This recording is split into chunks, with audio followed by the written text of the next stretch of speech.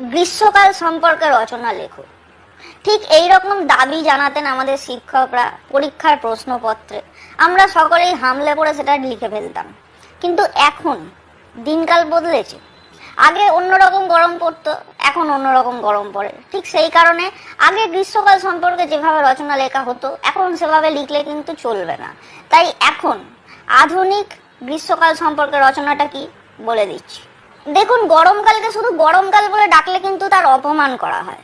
গরমকাল আসলে হচ্ছে একটা হারামজাদা কাল। আগে আমরা গরমকাল রচনায় কি লিখতাম? বৈশাখ ও জ্যৈষ্ঠ, এই 2 মাস হচ্ছে গরমকাল। কিন্তু এখন সালা শীতকাল বাদ দিয়ে সব কালই গরমকাল। আগে আমরা রচনায় লিখতাম যে সূর্যের তাপে নদী ফদি নালা ফালা খাল ফাল বিল ফিল পুকুর ফুকুর সব শুকিয়ে যায়। কিন্তু এখন কি লিখতে হবে? মানুষও শুকিয়ে যায়। গরমকাল পড়লেই টিভিতে বিভিন্ন রকমের বিজ্ঞাপন দেখানো শুরু হয়ে যায়। ধরুন, আপনি একটা ভীষণ ইন্টেন্স গুরুত্বপূর্ণ একটা সিরিয়ালের সিন চলছে, সেখানে দেখছেন নায়িকা হঠাৎ করে কালা হয়ে গেছে, সে কানে হাত দিয়ে সবার মুখের দিকে তাকিয়ে বলছে, আমি কিছু শুনতে পাচ্ছি না, আমি কিছু শুনতে পাচ্ছি না। হঠাৎ করে তারই মাঝে চুবতে জ্বলতে গরমি কা মৌসম আয়া বলে একটা বিশাল রাগাশ্রয়ী একটা বিজ্ঞাপনের গান শুরু হয়ে যাবে। এরপরে কি শুরু হয়ে যাবে? পেপসি, থামস আপ, আইসক্রিম, হেনা তেনা ডিও ফিও সাবান ফাবান সবকিছু নিয়ে চলে আসবে বিজ্ঞাপন নিয়ে। মানে আপনি টিভিতে যাই দেখুন না কেন, আপনার টিভি দেখার মুডের ওপর পুরো ঘামাচি বসিয়ে দেবে।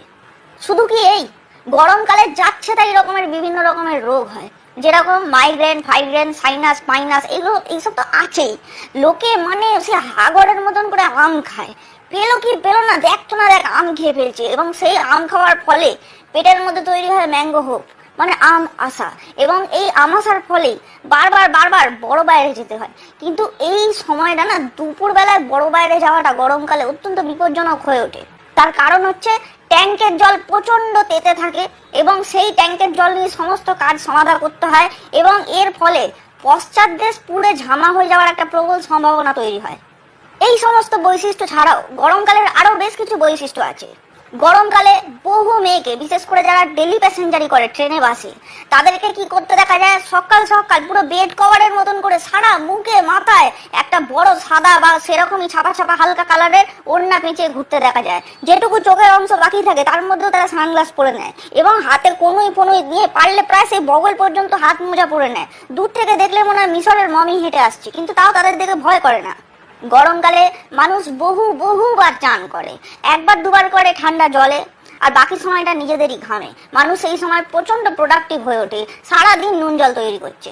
এই গরমকালই হচ্ছে সেই হাড় হাবাতে কাল, যে সময় মানুষ জানে যে গরমে পুরো কেলিয়ে যাব, সেই সমস্ত কিছু জেনেও এসো হে বৈশাখ এসো এসো বলে ঢং করে গরমকালকে ডেকে আনে।